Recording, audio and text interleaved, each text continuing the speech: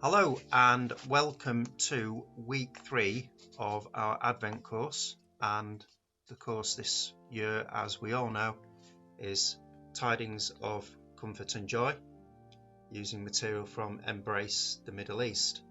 And we are, as most people know by now, selecting our favourite carols and reflecting on them in terms of the meanings of the comfort and joy that they bring. So this week, for the first video of the week, we're joined by Julie Wright. Hello, Julie. Nice Hello. to see you. So where are you joining us from? I'm at work at the moment, and I'm at the Manchester Grammar School in the hall. In the hall. So that's not my front window or tree. I was going to say very, very elevated ceiling, looking how high the wood. Nice panelling if you've got that in your lounge. Yeah, we have here at school, but I was finding no room at the inn this morning to do this interview, so this is where I've ended up. Well, it's good to have you join us this week. So you are from Holy Angels Church in the team, and what do you do at Holy Angels? I'm the treasurer. I've been treasurer for, I think this is coming up to the end of my second year now, so write the checks out and check that the money's all come in, and everybody's very generous, so thank you very much. And you're a member of the congregation, and your husband Phil does some other things to help us out as well, doesn't he? Yeah, he does some odd jobs in the hall if he can, And we live over the road, so we're the nosy neighbours that keep an eye on things. But we always miss the important things. So what she's saying is that they keep an eye on me over the road painting garage doors. Anyway, a separate story. So, as we say, we're here to talk about Tidings of Comfort and Joy, and Julie's selected carol for this week is, what's your carol? In the Bleak Midwinter. In the Bleak Midwinter. So, quite simply, why have you chosen this? What does it say to you? Well, I've chosen it because I like the tune and the tempo. It's quite slow, and it's a bit of a ballad compared to all the other upbeat carols with the joy of the season.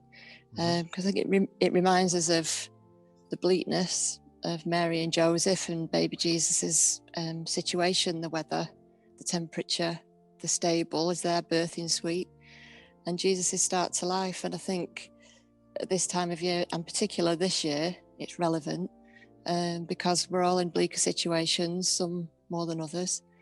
And it's a time of year when sometimes people feel under pressure. It feels like everything should be perfect for everyone, and this reminds us that perhaps it's not always quite so perfect, but we can try and do a good thing with it. It all sounds a bit half empty at the moment, doesn't it? But I think we'll end up getting quite half full at the end. Well, no, I mean, it's interesting that you view it in that respect, in terms of sort of the relationship not only to the current time, but some of the general pressures and theme, challenges of the more secular side of Christmas. Is that a fair observation, that it, you recognise those challenges, but also the story of the incarnation, and I think that when I look at the verses, it tells that type of story. It sort of talks about the incarnation and the birth and Jesus is coming, but it also talks about those contrasts of surroundings and so on. So I think your summary of what it's saying to you is very, very accurate. It's interesting that it's also another one of these Christmas carols that I believe or understand started out as a poem and was again picked up by somebody and put to a music score. And I think I'm no musician. Some people tell me that there are different settings to this, and I think we'll hear potentially different types of musical accompaniment. But you tend to prefer the slower version, or the okay. So are there particular verses or lyrics in the carol that you home in on? Yeah, it's the well, I've never been able to sing it because I'm crying at this point. But the very last line, which is, yet what I can I give him, give my heart. And because it sort of makes me feel quite emotional, really. So I can't actually say those words when it comes to it, because it's had me thinking all the way through. And it comes to that big end. And I think when, he fills with me as well, I think the same happens to him. It makes me feel grateful for the warm start in life that I had. And makes me think about those who don't get that start, or, aren't feeling in a good place. But so can I go on to the next question? Or, yeah, by all means, yeah. Because then I think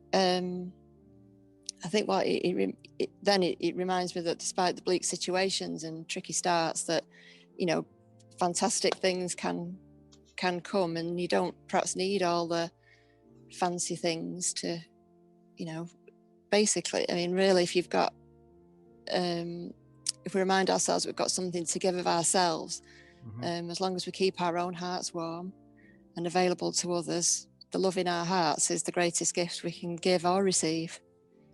I think so, and that makes me think it ends a bit half full, because it's we've all got that one thing, haven't we? Love in our hearts, which, if we can use it properly, it's free of charge, and it does wonderful things for you and others. To give of yourself it makes you feel good too, doesn't it? Yeah.